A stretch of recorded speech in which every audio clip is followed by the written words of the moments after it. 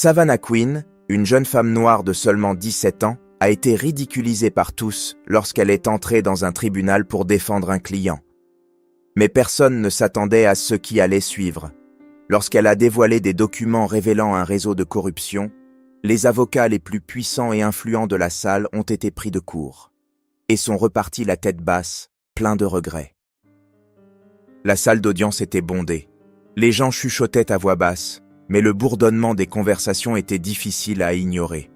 Savannah Quinn, âgée de seulement 17 ans, se tenait debout devant le banc, serrant une vieille mallette entre ses mains. Elle portait un blazer un peu trop grand pour elle, mais cela n'avait aucune importance. Ce qui comptait, c'était qu'elle était là. Le juge Prescott, un homme sérieux aux cheveux gris, ajusta ses lunettes pour mieux la regarder. Il sembla d'abord perplexe, puis afficha un sourire teinté de moquerie. « Mademoiselle Quinn, êtes-vous sûre d'être au bon endroit ? Ceci n'est pas un concours de talent, encore moins une émission de télé-réalité. » Quelques avocats assis au fond de la salle éclatèrent de rire. Savannah sentit la chaleur monter à son visage, mais elle inspira profondément. Elle fixa le juge dans les yeux et répondit, tentant de garder son calme. « Avec tout le respect que je vous dois, votre honneur, je suis exactement là où je dois être. » Le juge Prescott se pencha en avant, croisant les bras. Il semblait amusé par la situation. « Très bien. Dans ce cas, commencez. Je suis curieux de voir ce que vous avez à dire. » Des murmures se propagèrent à travers la salle. Certains secouèrent la tête, comme si tout cela n'était qu'une vaste blague. Savannah savait que personne ne croyait en elle. Comment une jeune fille aussi inexpérimentée pouvait-elle défendre une affaire si importante devant un tribunal ? Mais elle ne pouvait pas se laisser intimider. Son frère était la victime d'une injustice. Elle se rappela d'il y a 3 ans, lorsque son frère Auguste avait été emprisonné à tort. Elle n'avait que 14 ans à l'époque, mais elle n'avait jamais oublié la douleur de le voir emmené. Ce soir-là, il l'avait prise dans ses bras et lui avait dit « Tu es bien plus forte que tu ne le penses, petite sœur. Ne laisse jamais personne te dire le contraire. » Ce souvenir donna à Savannah la force de serrer encore plus fort sa mallette. Celle-ci était tout ce qui lui restait d'Auguste, ses livres de droit, ses notes et les espoirs qu'il avait laissés derrière lui. Savannah ouvrit la mallette et commença à organiser ses documents. Le juge l'observait toujours, son sourire ironique au coin des lèvres. « Eh bien, allons-y, je vous écoute. Votre honneur, je suis ici parce que je crois au droit de chacun à une défense équitable. Mon client le mérite, et je suis prête à présenter les faits qui prouvent son innocence. » Le juge haussa un sourcil, comme s'il ne croyait pas un mot de ce qu'il venait d'entendre. « Vraiment ? Alors impressionnez-nous, mademoiselle Quinn. Mais je vous préviens, je n'ai pas de patience pour les amateurs. » Au fond de la salle, 2 avocats chuchotaient entre eux. L'un d'eux, vêtu d'un costume hors de prix et les cheveux impeccablement coiffés, murmura « Elle ne tiendra pas 5 minutes. » Savannah entendit la remarque, mais fit semblant de ne rien avoir remarqué. Elle ne pouvait pas se laisser déconcentrer. Prenant un des documents posés sur la table, elle poursuivit « Tout d'abord, j'aimerais signaler une incohérence dans le rapport de l'accusation. Ils affirment que mon client était sur les lieux du crime, mais j'ai des preuves qu'il se trouvait ailleurs au même moment. » Le sourire du juge disparut tandis qu'il la regardait plus attentivement. « Des preuves ? Quel genre de preuves ? » ?»« Des relevés GPS, » répondit Savannah, tendant un document à l'huissier. « Ils ont été ignorés lors de l'enquête, mais ils sont ici. Puis-je les présenter maintenant, si votre honneur le permet ?» La salle se figea dans un silence pesant. Les rires avaient cessé, remplacés par une curiosité palpable. Le juge prit les documents, ajusta ses lunettes et commença à les examiner. Pendant quelques minutes, il resta silencieux, mais son expression changea visiblement.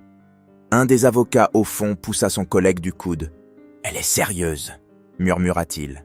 Savannah resta immobile, gardant une posture assurée, bien que son cœur battît à tout rompre. Elle savait que ce n'était que le début. D'autres obstacles, d'autres remarques désobligeantes l'attendaient, mais elle était prête. Après quelques instants, le juge leva les yeux vers elle. Sa voix était plus grave et sérieuse cette fois-ci. « Très bien, mademoiselle Quinn.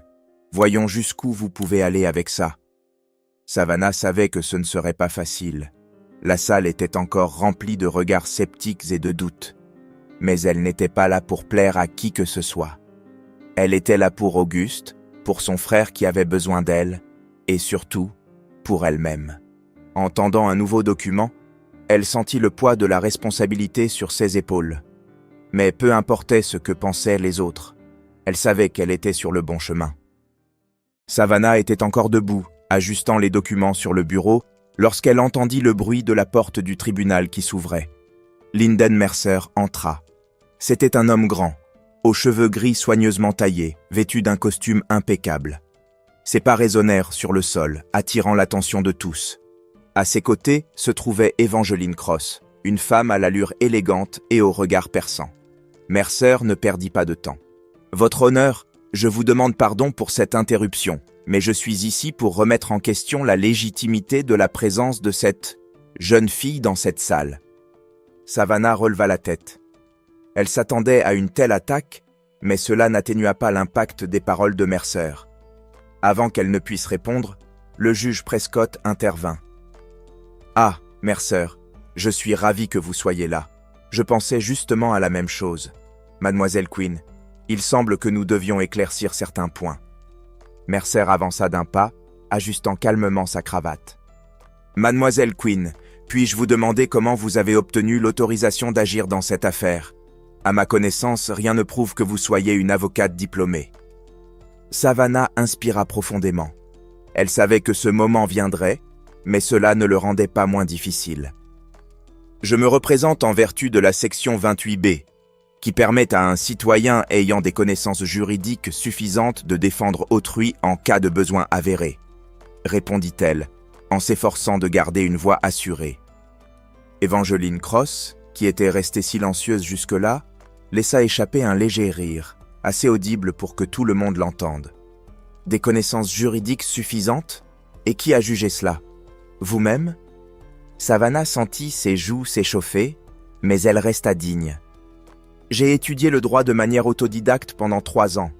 J'ai utilisé des livres, des ressources universitaires et même des affaires réelles pour apprendre. Je n'ai pas de diplôme, mais je suis ici parce que je crois que mon client mérite d'être entendu. »« C'est une plaisanterie, » s'exclama Mercer en se tournant vers le juge. « Votre honneur, nous ne pouvons pas permettre qu'une adolescente, sans aucune expérience ni qualification, transforme cette cour en théâtre. » Prescott sembla hésiter. Il regarda Mercer, puis Savannah, comme s'il pesait le pour et le contre. « Monsieur Mercer, je comprends vos préoccupations, mais la défense de Mademoiselle Quinn jusqu'à présent a été intrigante, je dois l'admettre. »« Intrigante ne suffit pas, » coupa Mercer. « Cette affaire est grave, le risque d'une erreur est immense. » Avant que le juge ne puisse répondre, Savannah s'avança. « Avec tout le respect que je vous dois, monsieur Mercer, le risque le plus grand serait d'ignorer des preuves et de condamner un innocent.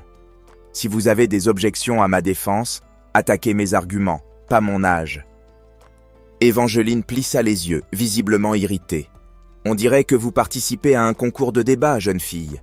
Ici, c'est la vie réelle. Que savez-vous de la responsabilité? Du poids d'une vie entre vos mains ?» Savannah hésita un instant. Les paroles d'Evangeline avaient touché un point sensible, mais elle se rappela Auguste.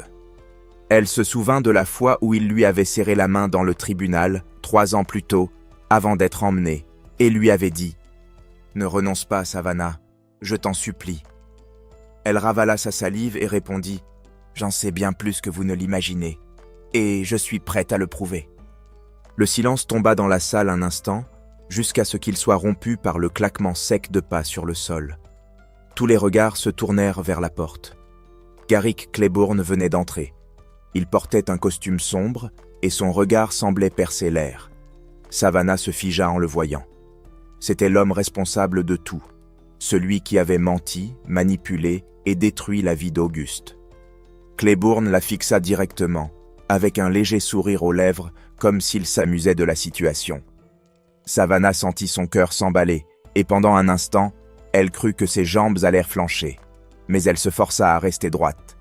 Le juge Prescott fronça les sourcils. « Monsieur Claiborne, je ne m'attendais pas à vous voir ici aujourd'hui. » Claiborne se contenta de hocher la tête, avec la sérénité de quelqu'un qui se sentait supérieur à tous dans cette pièce. « J'ai tenu à venir, votre honneur.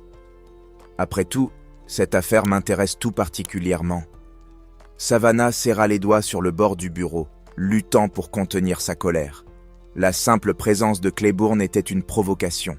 Il voulait montrer qu'il avait encore du pouvoir, qu'il restait intouchable. Pendant ce temps, Mercer profita de la tension pour renforcer son argument. « Encore une raison, votre honneur, de reconsidérer la présence de cette jeune fille. Cette affaire exige du sérieux. » Prescott soupira, visiblement las. « Monsieur Mercer, Mademoiselle Quinn a présenté des preuves qui justifient sa présence jusqu'à maintenant. Je vais lui permettre de continuer, pour l'instant. » Le soulagement fut immédiat. Mais Savannah savait que ce n'était pas une victoire. Il restait encore beaucoup à faire, et Claiborne représentait une menace qu'elle ne pouvait pas ignorer. Elle retourna organiser ses documents, mais son esprit travaillait déjà sur autre chose. Elle avait besoin d'alliés. Et peut-être, juste peut-être, Soren Bishop serait la personne idéale pour l'aider. Quelques mois plus tôt, la nuit était froide et silencieuse lorsque Savannah Quinn rencontra Soren Bishop pour la première fois. C'était dans un parking presque désert, derrière un café. Il était appuyé contre une voiture ancienne, les mains dans les poches et le visage partiellement dissimulé par l'ombre de sa casquette. Savannah hésita en l'apercevant. Quelque chose en lui semblait tendu, mais pas vraiment menaçant. « Vous êtes Savannah ?» demanda-t-il, sans la quitter des yeux. « Oui. Et vous êtes Soren Bishop ?» Il hocha la tête, scrutant les environs comme s'il craignait d'être observé. « Vous êtes sûr de vouloir aller au bout de cette histoire ? Ce n'est pas qu'un jeu d'avocats et de discours. Claiborne ne plaisante pas quand il s'agit de protéger ses secrets. » Savannah fit un pas en avant, sentant le poids de ses paroles. « Je n'ai pas le choix. Il a détruit la vie de mon frère. Si vous avez des preuves qui peuvent l'incriminer, je dois les voir. » Soren soupira. « J'ai travaillé pour Claiborne pendant 5 ans. Je ne savais pas dans quoi je m'embarquais au début. Mais après, eh bien, quand j'ai compris, c'était trop tard. Il contrôle beaucoup de gens, et ceux qui essaient de s'opposer à lui en payent le prix. »« Et pourquoi êtes-vous ici maintenant ?» demanda Savannah en croisant les bras. « Parce que je suis fatigué de porter ça tout seul. » Il sortit un dossier de son manteau et le lui tendit. « Là-dedans, il y a des relevés bancaires, des contrats falsifiés, des pots de vin. C'est suffisant pour prouver qu'il a monté un complot pour accuser votre frère et couvrir le véritable coupable. » Savannah ouvrit le dossier et feuilleta rapidement les documents. Il y avait des chiffres, des noms, des dates. C'était bien plus qu'elle n'espérait trouver. « C'est incroyable. Mais pourquoi n'avez-vous pas remis ça à la police ? Vous pensez que je n'ai pas essayé ?» Soren lâcha un rire amer. « Certains des noms que vous trouverez dans ce dossier appartiennent à des policiers et des procureurs.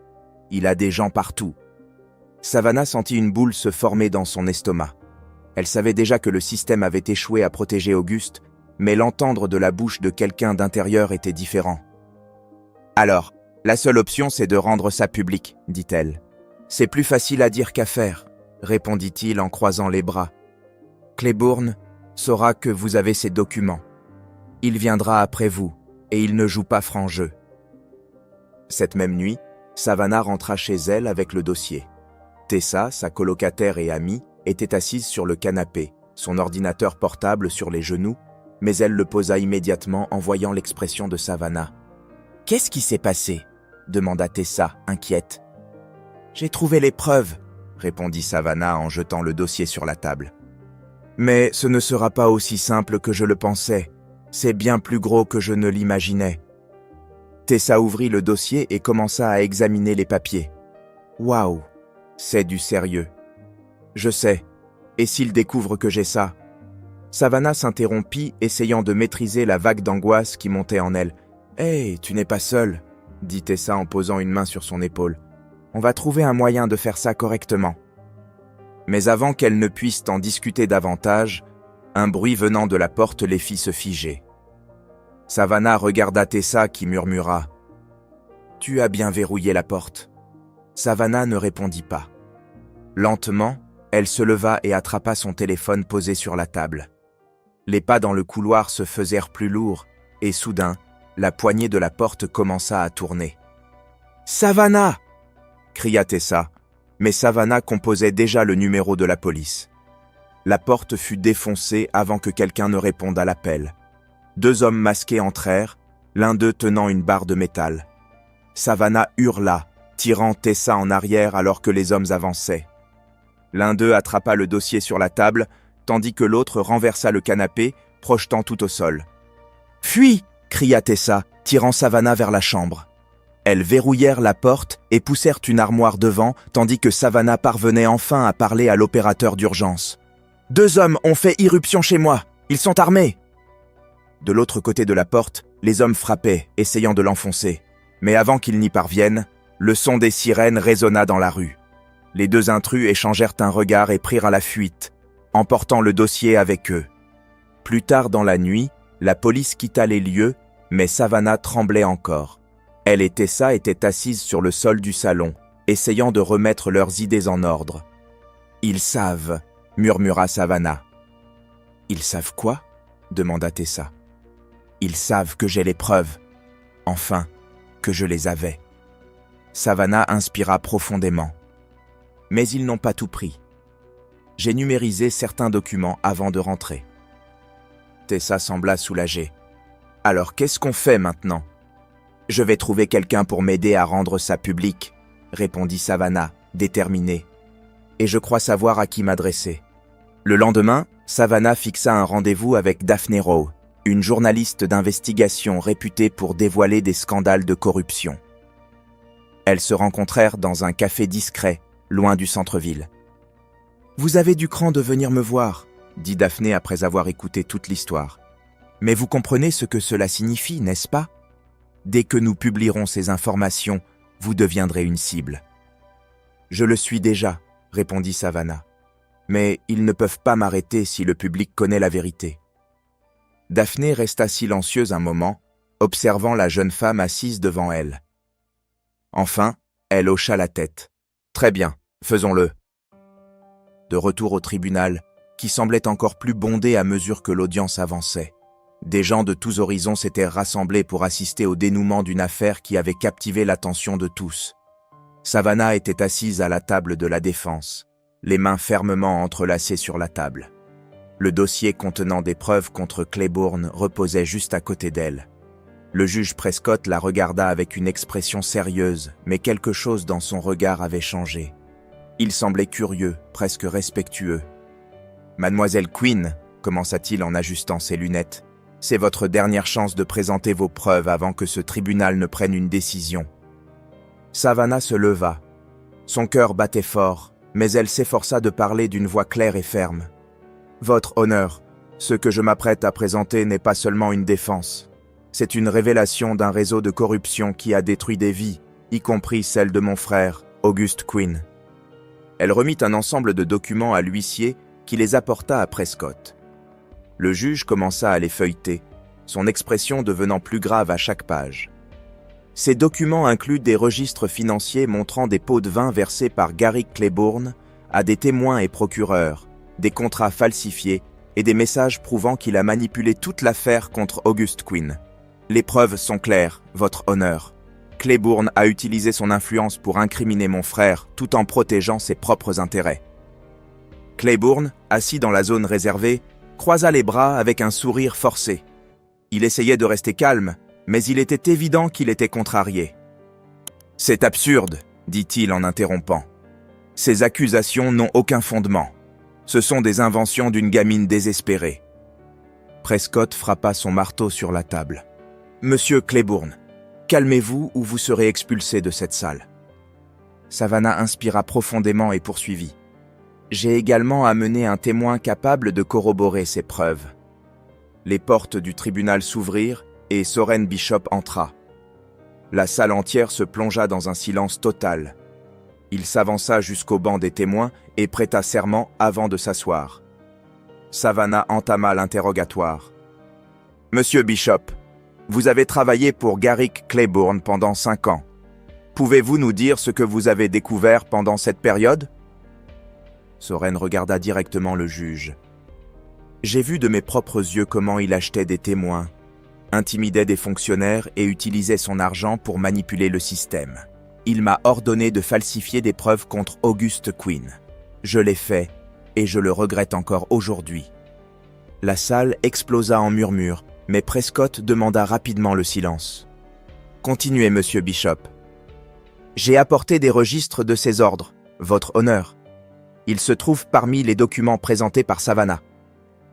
Prescott examina les preuves tandis que le procureur restait silencieux, semblant accablé. Claiborne, en revanche, perdit son calme. Il se leva brusquement. « C'est un cirque. Ces documents ne prouvent rien. » 2 agents de sécurité s'approchèrent, mais Prescott leva la main pour les interrompre. « Monsieur Claiborne, asseyez-vous. Ce tribunal rendra une décision sur les accusations portées contre vous, et d'ici là, gardez votre calme. » Savannah saisit l'occasion. « Votre honneur, je demande que Claiborne soit placé en détention provisoire jusqu'à la fin de l'enquête. Il a déjà prouvé qu'il ferait tout pour échapper à la justice. » Prescott hésita un instant avant de frapper son marteau. « Demande acceptée. Agent, emmenez-le en garde à vue. » Claiborne fut immédiatement menotté. Il lança un regard à Savannah, et pendant un bref instant, elle y vit quelque chose de différent, de la peur. Mais ce n'était pas encore fini. Le juge Prescott ajusta à nouveau ses lunettes et se tourna vers l'huissier à ses côtés. « Il semble y avoir d'autres noms pertinents dans ces documents. Mademoiselle Quinn, veuillez confirmer ce qui est décrit ici. » Savannah, encore sous l'effet de l'adrénaline de cette première victoire, s'approcha avec précaution. « Oui, votre honneur. En plus de Claiborne, il y a des preuves indiquant que Linden Mercer et Evangeline Cross étaient également directement impliqués dans ce système. Les registres montrent des paiements effectués à ces 2 individus pour influencer des décisions judiciaires ou manipuler des preuves en vue de condamner Auguste Quinn. » La tension dans la salle augmenta immédiatement. Mercer, qui était assis à la table de l'accusation, bondit de sa chaise, les yeux écarquillés. « C'est absurde. Ces allégations n'ont aucun fondement. » Evangeline, quant à elle, tenta garder son calme. « Votre honneur, ces accusations sont sans fondement. Mademoiselle Quinn s'appuie sur des documents qui pourraient très bien avoir été fabriqués. » Prescott leva la main, exigeant le silence. Les documents présentés incluent des transferts bancaires détaillés, des correspondances électroniques et même des comptes rendus de réunions qui relient directement les 2 accusés aux activités criminelles de Garrick Claiborne. Je ne vois rien ici qui suggère une quelconque falsification. Mercer ouvrit la bouche pour protester à nouveau, mais Prescott ne lui laissa aucune chance. « Monsieur Mercer, Madame Cross, vous aurez l'occasion de vous défendre en bonne et due forme. Mais d'ici là, ce tribunal ordonne votre mise en détention provisoire. » Le public, déjà animé par des murmures, explosa en conversation bruyante. 2 agents de sécurité s'approchèrent de Mercer, qui recula en levant les mains. « Vous êtes en train de commettre une grave erreur. Vous n'avez aucune idée de qui vous accusez. » Evangeline se leva lentement, le visage fermé, son expression presque menaçante. « Vous ne comprenez pas ce que vous venez de faire. C'est bien plus grand que ce que vous imaginez. » Savannah soutint son regard, sentant le poids de chaque mot, mais refusant de montrer la moindre faiblesse. « Et peut-être auriez-vous dû y penser avant de détruire des vies innocentes. » Evangeline ne répondit rien alors qu'elle était emmenée par les agents, mais le silence qu'elle laissa derrière elle semblait chargé d'une menace implicite. Savannah se rassit, le souffle court. Elle savait que ce n'était que le début, mais pour la première fois, elle sentait que le système commençait enfin à s'orienter dans la bonne direction. 2 semaines plus tard, le tribunal était à nouveau plein. Cette fois, c'était pour l'audience en appel d'Auguste. Savannah avait une boule au ventre en attendant l'entrée du juge. Lorsque celui-ci entra, un silence solennel envahit la salle. Après examen des preuves présentées, ce tribunal conclut que la condamnation d'Auguste Quinn était fondée sur des preuves falsifiées et des témoignages manipulés. Je déclare que sa condamnation est officiellement annulée. Monsieur Quinn, vous êtes libre. » Savannah eut du mal à réaliser les mots qu'elle venait d'entendre. La salle explosa en applaudissements, mais tout ce qu'elle put faire fut de courir pour enlacer Auguste, qui était assis au premier rang. Il la serra contre lui, et elle sentit les larmes couler sur ses joues. « Tu l'as fait, petite sœur, dit-il, la voix rauque. Tu as fait ce que personne d'autre n'aurait pu faire. »« J'ai seulement fait ce qui était juste, grand frère, » répondit-elle, en essayant de contenir ses sanglots. Auguste la regarda avec sérieux. « Tu n'as pas idée de ce que cela représente pour moi. Mais ce n'est pas seulement pour moi. Tu as un don, Savannah. Utilise-le. Suis tes rêves. Le monde a besoin de personnes comme toi. » Elle hocha la tête, incapable de répondre. Au fond d'elle, elle savait qu'il avait raison. Des années plus tard, Savannah était de retour dans un tribunal. Mais cette fois, elle n'était plus une défenseuse improvisée. Elle était là en tant qu'avocate, à part entière, vêtue d'un tailleur parfaitement ajusté et avec une pile de documents soigneusement organisés devant elle. Le juge appela l'affaire et Savannah se leva. « Prête à commencer, votre honneur ?» Et sans aucun doute, elle l'était plus que jamais. Cette histoire nous rappelle que courage et détermination peuvent transformer les situations les plus injustes. Savannah Quinn n'était pas seulement une jeune femme cherchant justice pour son frère. Elle est devenue une voix contre un système corrompu, prouvant que la vérité finit toujours par triompher. Et vous, avez-vous déjà affronté une situation qui semblait impossible à surmonter, mais que vous avez réussi à vaincre? Partagez votre expérience dans les commentaires. Si cette histoire vous a inspiré, partagez-la avec vos proches et contribuez à diffuser ce message puissant.